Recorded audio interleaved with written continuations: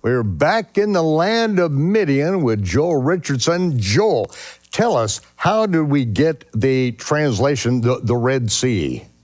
Well, as we touched on in the last program, essentially in the Greco-Roman world, there was a misconception. They didn't understand. If this is interesting, if you look at the maps created the world according to Herodotus, you look at maps the world according to Strabo, they don't have two bodies of water. They don't have the Gulf of Suez and the Gulf of Aqaba. They just have one Gulf. So they didn't even, the Greco-Roman world they were not even aware that the Sinai Peninsula existed. So if you look at their maps, you just have the Arabian Peninsula, then you have Africa, Egypt. And so they were confused. So when the translators of the Septuagint, with this sort of confused Greco-Roman geographic worldview in their head, when they started translating the Septuagint, the Hebrew Old Testament, they came to this word Yam Suf. They didn't know what to do. So it's this sea of Suf. They go, what is it? They just imported this Greco-Roman name, Arathra-Thalassa, the Red Sea, which was what they referred to as this body of water that's much further south of the Arabian Peninsula. And they imposed it into the Gulf of Aqaba. And so then that made its way into the Septuagint, eventually made its way into the Latin Vulgate. And today, this false Greco-Roman geographic misconception is we still feel the impacts of it in our modern English translations. And so this is something that needs to be put to bed a long time ago. Yeah, man, it completely destroys the biblical narrative. Right, and it throws everybody off. And this is a big part of the reason why the whole church has been looking in the wrong place for the mountain of God, for the Mount Sinai. Right. And a mountain that does not in any way approximate what the biblical record states. You know, there's no way that Moses could go up on that mountain and no one would know where he's gone for 40 days and 40 nights of fasting. And what's become of Moses, this man that brought us out of Egypt? Well, all you had to do is, shout up there. He's right up there at the traditional Mount Sinai. He can't get lost up there. Right. It's much probably a lot smaller than what we'd be looking for. And it's much smaller than what Josephus and Philo and some of these Jewish commentators and historians from that period, they describe it as an exceedingly rugged and tall mountain that was really difficult to climb. And that really doesn't align with the traditional site, at all. We have solid evidence. Look, we started out, we were talking in the last segment about Midian. The Septuagint, this is really interesting. The Septuagint, when you look at the way the translators relate to the town or the city or the land of Midian, whenever they come to that word Midian in Hebrew, they translate it, interestingly, a subtle variation as Madiam. Why Madiam? Well, because in this period, there was a well-known town known as Madiam. So I've got a map here. When you go to the writings of Claudius Ptolemy, he has a work called The Geography, and he documents, coordinates of thousands of cities and spots and all over the ancient world. And here's a map that someone has recreated based on the works of Claudius Ptolemy. He lived shortly just after Paul. But as you can see here, he has two cities really right next to each other. One is called Madiam, Madiama. The other one is called Modiana. Okay, he got confused because of the variation between Midian and Madiam. But he places these two cities right next to each other. Where are they? They're over there in northwest Saudi Arabia. So the point is that translators of the Septuagint, when they saw Midian, they go, oh, this must be Madiam. Everybody knows where Madiam is. It correlates today to the town of Al-Bad, again, which is 12 miles from Jebel al-Lawz. All right, it all falls into place. Second, the translators of the Septuagint, when they came to the term for the elders of Midian, they used this specific phrase, which in the Greek always means the city councilors. The city councilors. When Jethro goes to visit Moses at the mountain of God, it says Jethro went out. So it uses the language of him leaving the city. They always use references that make us understand that they thought Midian was a city. Why? Because there was a well-known city in their day known as Madiam. So we begin with that. Is that in Paul's day, this was well known among the Jews. Now again, the translators of the Septuagint, they were over there in Alexandria. So after the Septuagint, then you have Philo. Philo was a Hellenized Jewish philosopher and commentator. So he gave commentary on the Old Testament, and he made a very specific reference, and this is critical in this whole discussion. You'll never see Gordon Franz, you'll never see David Rohl discuss these traditions, because these are devastating to their claim that this is all about these 1980s, biblical adventurers. No, these are ancient Jewish traditions. Philo specifically said that Mount Sinai is the tallest mountain outside of Midian, right outside of Midian. That's a pretty specific description. And it is literally, as you say, 12 miles outside. Yeah. We looked at the last segment. We said when you're in El-Bad, you step out of the caves of Jethro and you're looking right at those mountains. You're looking, there they are. Yeah. It dominates the horizon. So then Josephus comes along. Josephus, again, he wrote shortly after Paul, 1st century. Now, he's a Jerusalemite. He doesn't live over there in Alexandria. So now, because scholars will say, well, maybe there was a Jerusalem tradition, maybe there was an Alexandrian tradition, maybe, they didn't always meet. But the point is, now we have a second testimony from someone who lived in Jerusalem. And Josephus writes quite a lot about Mount Sinai. He writes a lot about the Red Sea, the mountains around the sea crossing. Everything lines up with the Gulf of Aqaba. Right. But he also, he validates Philo's statement, and he says that Mount Sinai is the tallest mountain in that district, in that area of Midian, again, just outside of the town of El-Bad. So if we trust at all the testimony of Philo and Josephus in the Septuagint, we only have one option.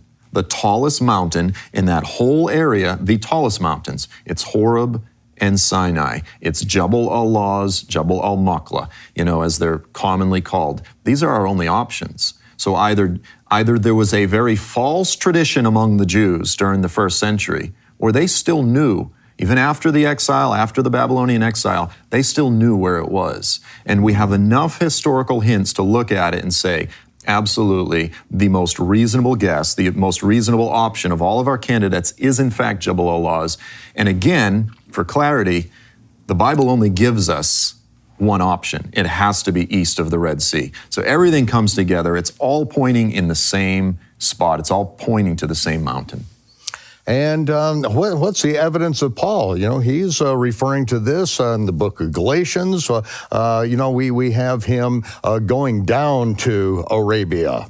Yeah, and this is huge. I want to really dig into this. I'm even thinking in the next segment, in the next show, we're going to do this bonus show. Yeah, we've got to, because there's no way that we can cover it all in this. So yeah. I really want to mine this, but I'll say this. There's only 2 references in the New Testament to Arabia. They're both in Galatians. And there is very strong evidence that Paul himself, after he met Yeshua on the road to Damascus, knocked him on his duff, turned his theological world upside down, there's very strong evidence that he went to Mount Sinai. That Paul, like Elijah, he went to Mount Sinai, and that is where the Lord revealed the fullness of Paul's gospel, that he would go preach all over the world, that is where he received it by revelation.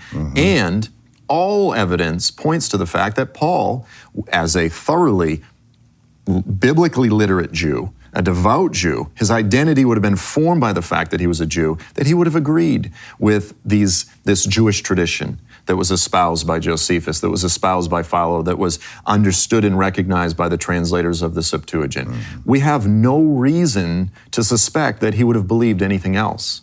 So we know where Paul would have believed it was. The pious student of Gamaliel, having memorized the Torah, as he said, he was more zealous for the Torah than any of his peers. This is the man that was chosen by Yeshua to take the gospel of the kingdom to the Gentiles, because he understood the gospel of the kingdom. Because, he had the schoolmaster. He had the schoolmaster down, and now he can relate it to the Gentiles. And, we of course have stripped Paul from his Jewish context completely in the Christian world. Right. We try to remake him. We try to twist his words. This is what's done consciously, and so there's something that we can't twist, and that's what he says about Mount Sinai. Right. And this is what the traditionalists do, is they'll quote, again, Herodotus and Strabo and so forth, and they'll say, well, Paul clearly would have, his understanding of geography would have been entirely determined by the writings of the Greco-Roman geographers. And I go, no, his worldview would have been determined by the Bible. His worldview would have been determined by the Jewish traditions of his day. And then lastly, they would have been determined by Greco-Roman designations. And even that requires some unpacking. So I've got a map up here. I want to show you something here because I thought this was interesting. And as Americans, we always need maps. You know, we always get confused. But so here's a satellite image. So here you've got the Sinai Peninsula. I've put a triangle down there. That's the traditional site that the traditionalists say is Mount Sinai. Over here to the right is, in the east, is Midian. That's Jebel al-Lawz. Now, we know that Moses was shepherding Jethro's flocks in the land of Midian. Now, the scriptures say that he went to the far side of the desert and he came to the mountain of God. Now, I was reading David Roll's book, his book Exodus, and in the back he says, well, Moses actually shepherded the flocks all the way from the land of Midian, and he went all the way over there to the traditional site of Mount Sinai. And when I did the measurements, this is roughly a 450 to 500 mile round trip. Okay, you've got about 100 miles from Midian, which by the way was an oasis town with a lot of water. You've got about 100 miles before you get to the tip of the Gulf of Aqaba, Eilat. That's 100 miles of desert. Then you've got to work your way down here through the mountains. This is a 500-mile round trip. Roll fudges the numbers, and he removes 150 miles round trip. And so he pulls off, he says, well, it would have been, his total is about 200 some odd miles. And he says, well, that would have been no big deal. That would have been no big deal for Moses because, he says, you shepherd your sheep where there's herbage and so forth. You go where you need to go. If you understand the topography of the area, there's no reason why he would have gone 500 miles to the southern Sinai to get food for his sheep because he lived right there in an oasis. 10 miles, 20 miles away is the town of Magda. That's an incredible oasis right toward the Red Sea. He could have gone south to some other oasis. There is no reason for him to have gone 500 miles. And then later Jethro leaves the land of Midian and he takes Moses' wife Zipporah and his children and he goes and he visits Moses. If we believe the traditional site of Mount Sinai, then we're to believe that Jethro, in his old age, would just make a 500-mile round trip through 100-mile scorching deserts, through the land of all these foreign kingdoms of the Edomites and the Amalekites. No problem. 500 miles, no, that does not make sense. So the traditional story doesn't make sense. If we stick with Jebel al-Lawz, then the story completely, everything falls into place and it makes complete sense.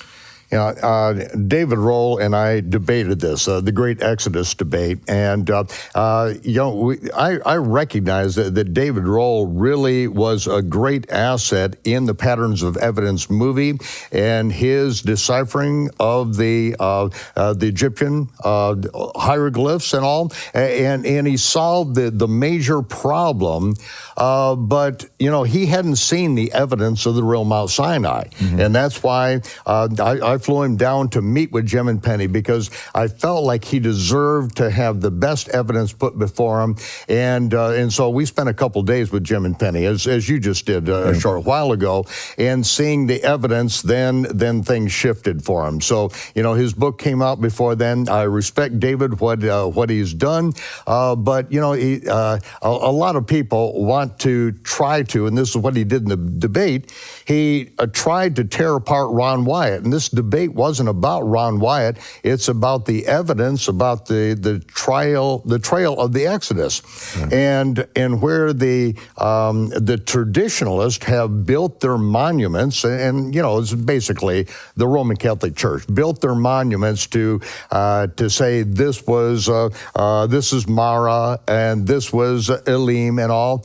They're all in the wrong order. It makes no sense at all. But they had to find these things and build a monument there so that they've got a place to to go to their Mecca of Mount Sinai in Arabia, in the Sinai Peninsula.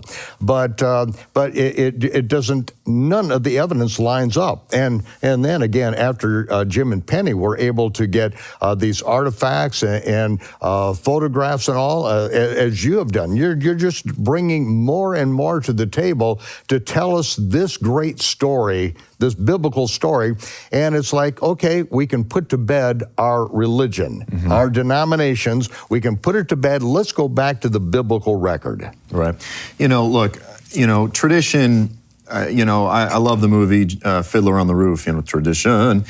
In its pure form, it's intended to pass on truth from one generation to the next, and it can serve as a good thing. It's important. Some traditions are good. But when you start out with a false traditions tend to compound. And, I've written a book on this, and I have a whole chapter where I appeal to the scholarly community, because much of the discussion over this Jabal laws, it's been very personal. It's been attacking people. And I say, guys, first of all, this is below the quality of what scholarship should be about. And secondly, the people who are searching for truth deserve better. And third, the mountain's too important. The mountain's too important to let personal conflicts get in the way. Yeah. This is a treasure for the world. And we need to, its mere potential demands that we treat it with more dignity than the way that it's been handled, I'd say, the past 20, 30 years. Yeah. So, take us, continue on with our trip into Midian. Okay, well, so actually I'll give you a little bit of a prelude, because, I think what we said is in the next show we're going to get into... Oh, that's right. We've only got a few minutes. Time is flying by, and we've got a lot to cover next period. Yeah, so in the next show I think we're going to jump into, we're going to discuss, okay, the traditional site. If this is not the real Mount Sinai, then how did it become the real Mount, or how did it be called the real Mount Sinai? And so I've drilled down, I've worked through all of the historical documents, and I think when we compare the evidence for Jabal laws with the evidence of the traditional site, we'll see that, in terms of what, on the scales, what the traditional site, it's the emperor wears no clothes. There's nothing.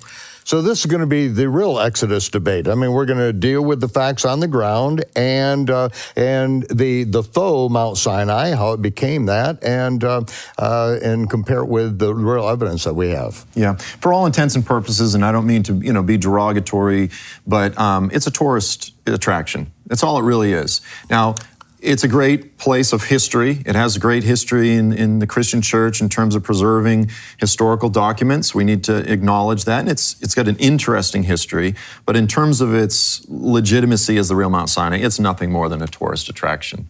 And as you said, there's plenty of those in the land of Israel. There's plenty of legitimate sites, but there's plenty of places that have been created as tourist attractions, and the traditional site is nothing more than that. And so, what's interesting about this, again, it's, the thing to say the traditional site is a tourist attraction. As we'll see, there are ancient traditions with regard to the traditional site, but they are well over 600 years in more modern times compared to the Septuagint. Okay, so eventually these traditions develop, but it's much, much later.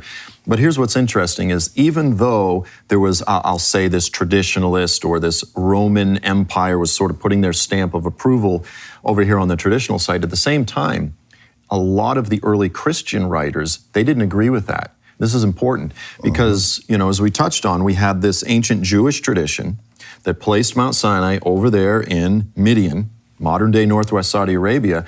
And then we have, beyond Paul, of course, in the post-apostolic period, we have Bishop Demetrius, and we read about what he believed in the writings of Eusebius. But Bishop Demetrius, he placed Mount Sinai over there in the land of Midian, northwest Saudi Arabia. Origen, not my favorite theologian by any means, but he's a very important witness. He placed Mount Sinai over there in Midian, northwest Saudi Arabia, as did Eusebius. Well, we're going to have to continue on with this because we're going to dig deeper into this, ladies and gentlemen. This is all the time that we have on the air. But again, we're going to come back and we're going to explore this in detail for those of you who want to get into the meat of this. And we're going to get into the real Exodus debate as we continue on with this.